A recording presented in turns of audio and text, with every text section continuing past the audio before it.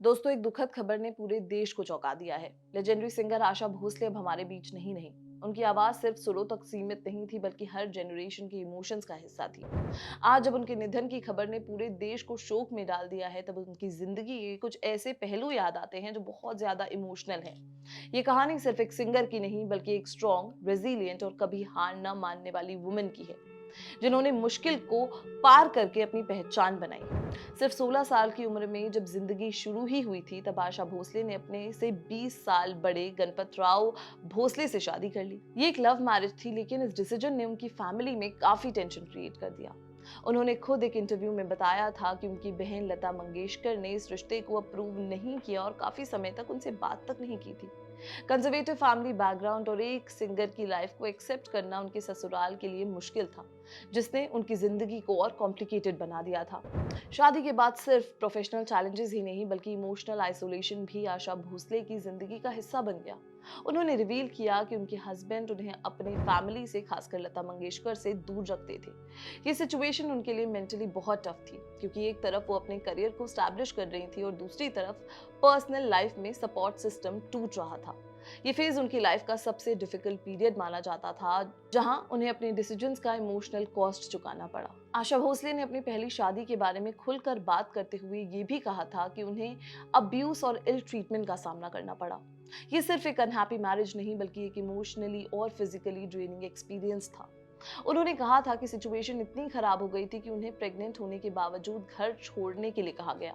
ये मोमेंट किसी भी औरत के लिए बहुत डिवास्टेटिंग होता है, और आशा जी के लिए ये एक लाइफ का बहुत चैलेंजिंग और टर्निंग पॉइंट बन गया। एंड सबसे शॉकिंग बात ये थी कि जब आशा भोसले अपने तीसरे बच्चे के साथ प्रेग्नेंट थी, तब उन्हें घर छोड़ना पड़ा। उन्होंने याद करते हुए बताया था कि वो अपनी माँ और सिबलिंग्स के पास वापस चली गई थी। ये डिसीजन लेना आसान नहीं था, लेकिन उन्होंने अपनी डिग्निटी और सर्वाइवल को चूज किया। इस फेज में उन्होंने 3 बच्चों की जिम्मेदारी उठाई और साथ ही अपने करियर को भी कंटिन्यू किया। ये उनकी स्ट्रेंथ का सबसे बड़ा प्रूफ है कि इतनी मुश्किलों के बाद भी वो कभी नहीं टूटी। एंड सबसे इंस्पायरिंग बात ये है कि इतना सब कुछ होने के बाद भी आशा भोसले के दिल में कोई कड़वाहट नहीं थी। उन्होंने कहा था कि वो किसी को ब्लेम नहीं करती हैं और उनके दिल में कोई इलविल नहीं है। उनका कहना था कि अगर वो गणपतराव भोसले से नहीं मिलती, तो उन्हें अपने 3 अमेजिंग बच्चे नहीं मिलते। ये पर्सपेक्टिव दिखाता है कि वो कितनी पॉजिटिव और ग्राउंडेड पर्सनालिटी थी।